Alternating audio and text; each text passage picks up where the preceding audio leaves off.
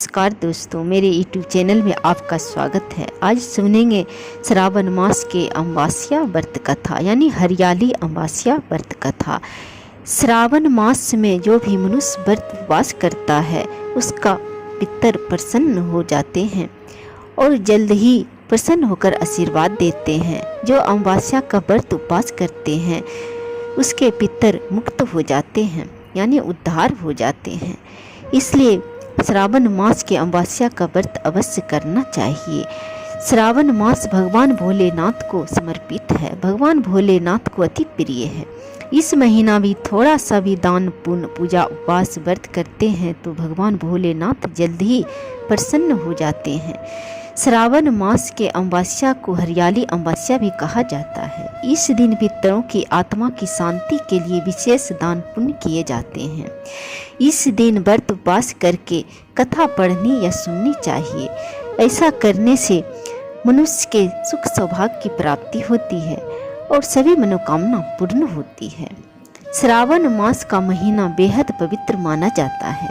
ऐसा कहा जाता है कि यह महीना भोलेनाथ को बहुत ही प्रिय है, इसलिए इस महीने में आने वाले अमावस्या का महत्व और भी बढ़ जाता है। मान्यताओं के अनुसार इस महीने में अमावस्या का व्रत करने से पितरों के आत्मा को शांति मिलती है।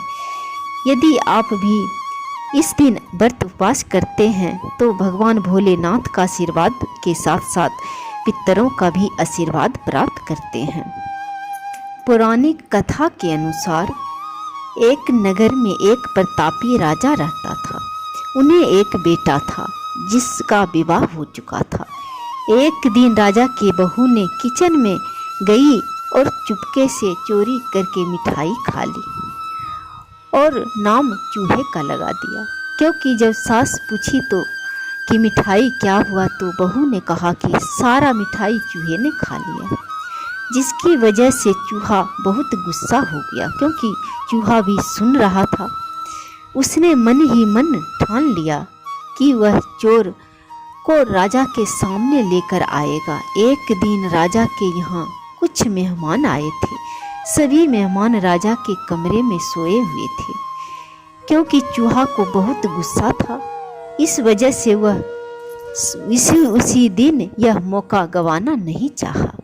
वह रानी की साड़ी को ले जाकर उस कमरे में रख दिया। जब सुबह मेहमान की आंखें खुली और उसने रानी का कपड़ा देखा तो वह बड़ा आश्चर्य में पड़ गया। वह यह देखकर हैरान रह गया कि जब राजा को इस बात का पता चलेगा तो वे क्या करेंगे। जब इस बात का पता राजा को चला तो उसने अपनी बहू को महल से निकाल दिया। महल से निकलने के बाद रानी रोज शाम में दिया जलाती और ज्वार उगाने का काम करती थी और पीपल वृक्ष के पूजा करती थी। वह रोज पूजा करके गुड़ धानी का प्रसाद बांट दी थी। एक दिन राजा उसी रास्ते से जा रहा था तो उसकी नज़र उसी दिए पर पड़ी। जब वह राजमहल लौटा तब उसने अपने सैनिकों से जंगल में जाकर उस चमत्कारी चीज के बारे में पता लगाने को कहा। राजा की आज्ञा पाकर सैनिक जंगल की तरफ निकल पड़े। जब वह उस पीपल के पेड़ के नीचे पहुंचे तो उन्हें वहां देखा कि दिया आपस में बात कर रही है। सभी अपनी अपनी कहानी बता रही थी। तभी एक शांति दिए से सभी ने सवाल किया कि तुम भी अपनी कहानी बताओ। यह सुनकर जो बुझी हुई दिए था उसने कहा कि वह रानी का दिया है। उसने आगे बताए कि रानी की मिठाई चोरी की वजह से चूहे ने रानी की साड़ी मेहमान के कमरे में रख दी और बेकसूर को सजा मिल गई। सैनिक ने दिए की सारी बातें सुन ली और यह बात राजा से जाकर बताई। राजा को जब इस बात का पता चला तो उसने रानी को वापस महल में बुलवा लिया। पूरे सम्मान के साथ रानी को महल लाया गया। वापस आने के बाद रानी खुशी खुशी रहने लगी। तो ये था हरियाली अमावस्या का व्रत कथा। जो भी मनुष्य हरियाली अमावस्या का व्रत करता है उसका सभी दुख कष्ट दूर हो जाते हैं और कलंक मिट जाते हैं। जय श्री हरि। कथा समाप्त हुआ।